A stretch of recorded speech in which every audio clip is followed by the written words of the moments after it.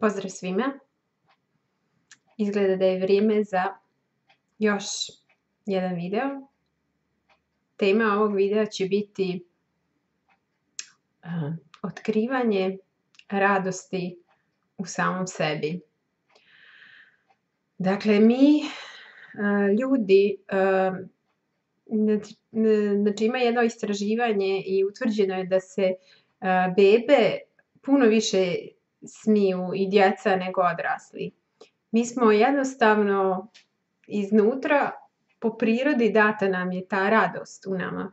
I kasnije kako odrastamo, usred brojnih misli, šablona, obrazaca ponašanja, naučenih programa, znači ta radost je naprosto zatrpana, ali ona je uvijek tu u nama.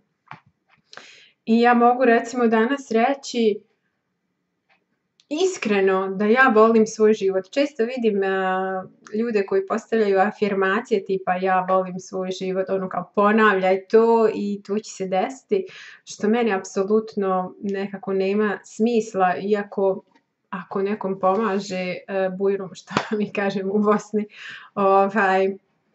Znači, ja se sjećam se dana kada nisam voljela svoj život, kada sam ga čak mrzila od svog tijela do svog lica, do mjesta u kome živim, do kuće u kojoj stanujem. Bila sam nezadovoljna i kad imam momka recimo i kad nemam i ništa mi nije moglo usrećiti. I sad da mi je neko rekao sad ponavljaj to, ja volim svoj život i vidjet ćeš promjenu. Sad iz ove perspektive vidim da je to zapravo nemoguće, da rast koji se u nama odvija je organski rast. Znači to je zaista kao kada drvo raste i otvara se prema suncu. Tako i mi isto rastemo u svijesti i mi ne možemo požuriti svoj rast. Nema šanse, znači ti moraš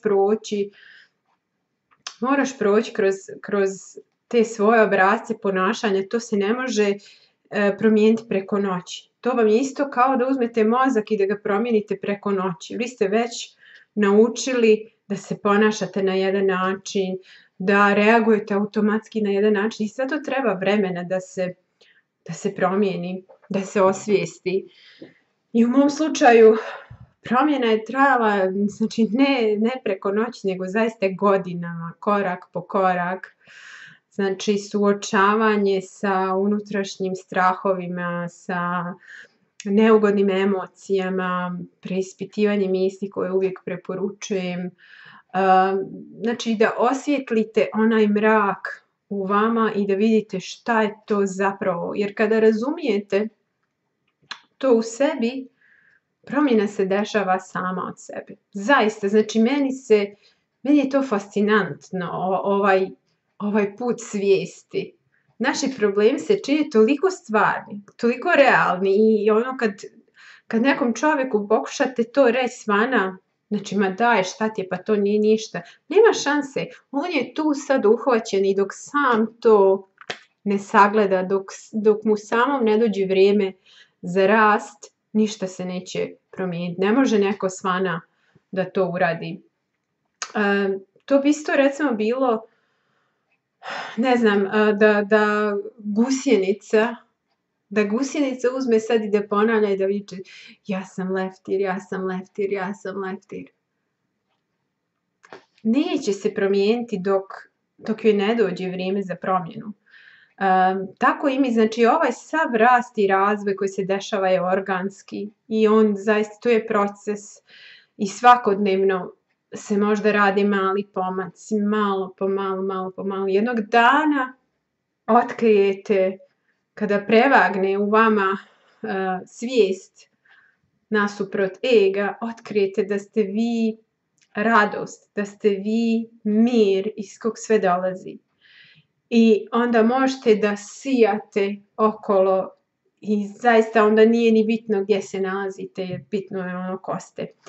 I nisu toliko bitne vaši uslovi života. Mada i to se promijeni, jer kako se oslobađate strahova na ovom putu, često ćete uraditi neke stvari koje ne biste uradili iz neke prethodne stare svijesti i dešava se promjena i na spoljašnjem planu postojanja.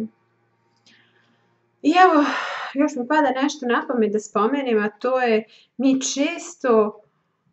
često se nerviramo, često se ljutimo zato što on nije uradio to i to ili se ne ponaša tako i tako. A ne shvatamo da zapravo ta osoba ne može da prevaziđe također sopstveni razvoj. Znači, svako od nas ima svoju evoluciju. I ja sad kada pokušam da kontrolišem kako se ponaša određena osoba, to je kao da pokušam kontrolisati cijelu evoluciju, cijeli svemir. Jednostavno nemoguće. Ja imam toliko primjera iz sopstvenog života. Znači, moj muž je inače nezaposlen i meni je to bio veliki problem u početku naše veze i u braku. I toliko sam udarala glavom od zid. Zašto on ne može naći? On mora naći posao. I njega mučila. Dok nisam shvatila da čovjek jednostavno ima neki svoj put, svoj neki razvoj. Jednostavno nije spreman da se suoči sa nekim stvarima na silu zato što ga ja guram u tom smjeru. Tako da primijetite, eto, samo to, kada se ljutite na nekoga, možda se sjetite da je to njihova evolucija i da ne mogu si pomoći. Jednostavno ja danas apsolutno nisam ista osoba od prije 15 godina ili 20 godina. Sve se promijenilo. Ja danas kad vidim neke svoje slike, to je, znači, jedan dio je umro skroz.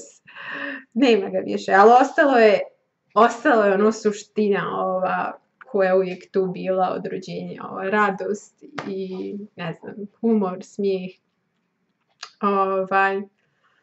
Tako da budite ljubazni sa sobom, nećete se promijeniti preko noći, to je postepeno suočavanje sa unutrašnjim mrakom i budite, ako možete, ljubazni sa drugim ljudima jer ni oni ne mogu da preskoče svoju evoluciju.